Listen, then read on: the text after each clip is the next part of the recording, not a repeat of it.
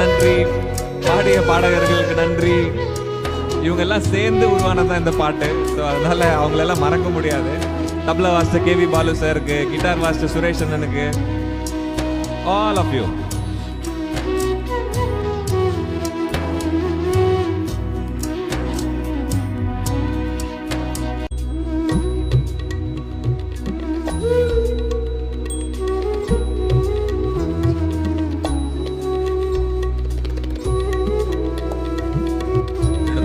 Director சொல்லிட்டே போலாம்ல. Sound engineer Francis, நடிச்சவங்க நேஹா சக்சேனா, டைரக்டர் பாலாஜி,